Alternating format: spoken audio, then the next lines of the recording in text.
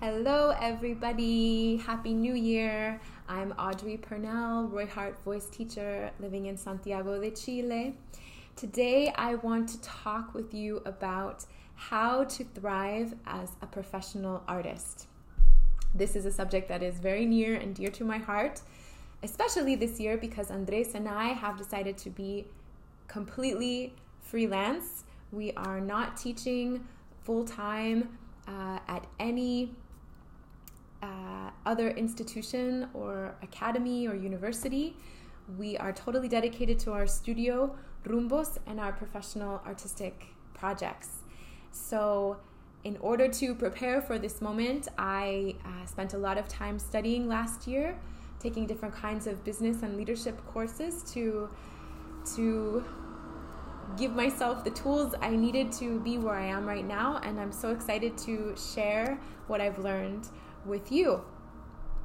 So I've always wanted to be a professional artist. I loved acting and singing as a kid, and my parents and my teachers really encouraged me to pursue this path, but they were also very careful to warn me that being a professional artist is one of the most difficult career paths you can choose. That's what they told me, and that has been my reality, let's say. What I thought about at the time, what was part of that conversation at the time was the financial instability, probably won't earn a steady paycheck, the constant criticism, you've got to have a thick skin to deal with that, and the heavy competition, that you really got to be the best of the best in order to be successful. I found that all three of those have some amount of truth to them, looking back over the past 15, 20 years. And there are other reasons as well that I want to develop over time in this video series. But basically, it all boils down to the fact for me that the artist's path is fundamentally full of complexity and conflict. Yeah, if you want to be an artist, you're probably somebody who is already dealing with complexity and conflict internally. And once you start pursuing your craft, you'll find that some days your artistic pursuits really help you to resolve some of that complexity and conflict, and other days it just makes it worse. And that, to me, boils down even further to the fact that, especially if you're a performing artist, actor, singer, dancer, you are your instrument. There's no separation between you, the artist, and you, the person, or it's very difficult to separate the two. And because of that, what we do can be so transformative on a personal level, but at the same time, it can also get us into a lot of trouble, personally. Think about it. Think about if you're a musician, if you play the violin. When you're done playing for the day, you can just put your violin in its case, put it away, and go off and live your life. But if you are an actor, a singer, a dancer, you're taking that instrument with you wherever you go. So that means that whatever you do in your personal life will have an impact on what you do in your professional life, and vice versa. You don't have the luxury of just separating the parts of yourself that you don't like out of the equation and putting them away in a suitcase. You're stuck with you, basically. This became very evident for me when I started to go deeply into Roy Hart work, because Roy Hart work is a very deep and intimate work in which we're exploring all aspects of the voice, all aspects of our humanity, and oftentimes touching on, uncovering, even developing certain parts of ourselves that we don't like, what we call our shadow sides. And it became very clear to me when I decided that I want to continue this path of Roy Hart work, I want to become a Roy Hart teacher, that I needed to pursue other things to complement that work. I needed to have other tools to deal with all of the big scary stuff that was coming out for me. It was really important for me to to see a psychologist. I continue to see a psychologist to help sort through some of those issues. It was really important for me to develop a yoga practice, a meditation practice. I started to realize that because I am my instrument, that means that self-care becomes my professional responsibility. I like to think about athletes. Athletes have a ton of therapists around them all the time, physical therapists, massage therapists to help with injury prevention, and also to help deal with recovery from injuries. Actors, singers, dancers, we are dealing with our bodies, and we are also dealing with our emotions, with our psychology.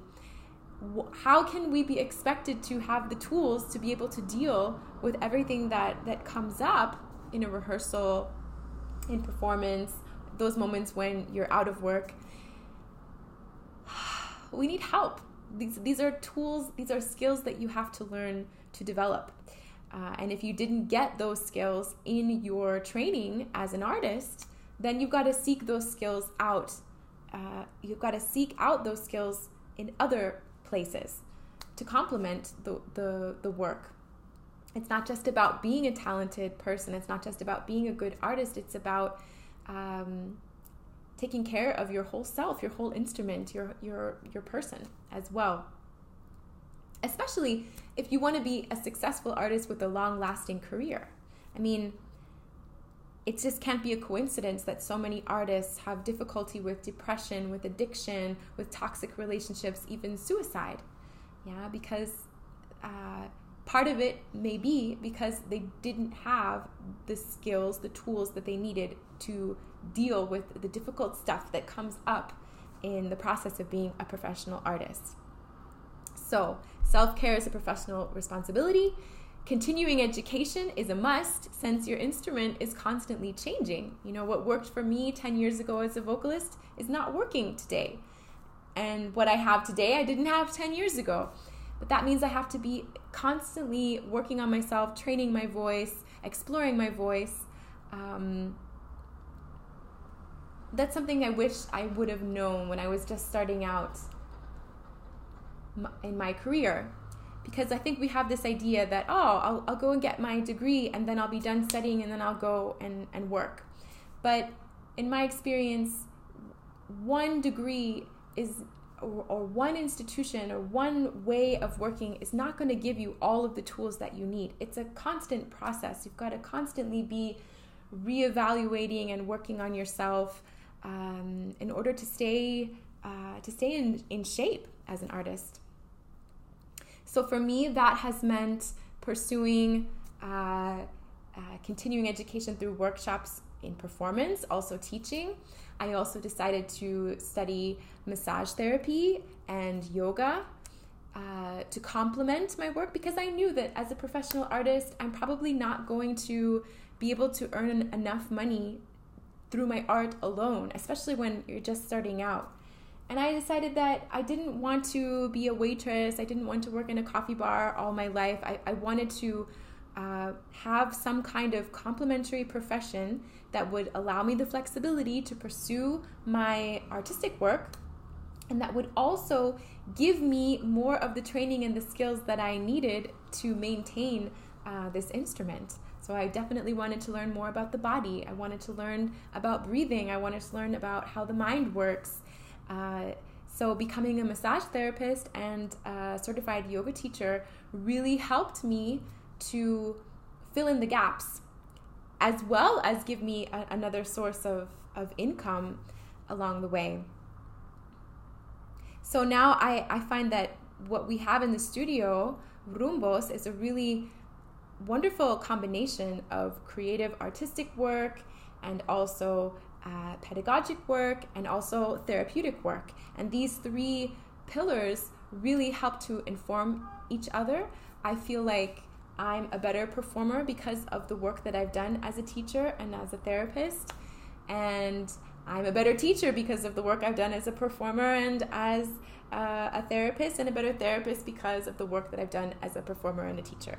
All of those things inform each other and have really been crucial in helping me to sustain myself, bring in enough money to live.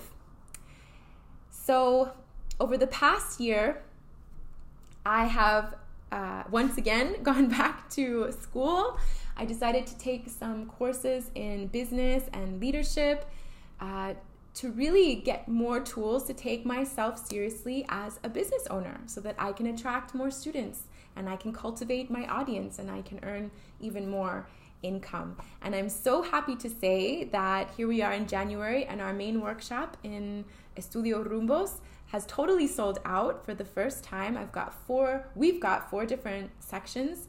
I had to turn people away, and so that tells me that all of the things that I've been working on in these different business and leadership courses, things are starting to turn around, and I'm really excited to share what I've learned in those courses and translate it into how we as artists, as teachers, as therapists can use that material to invite even more fulfillment and success into our lives.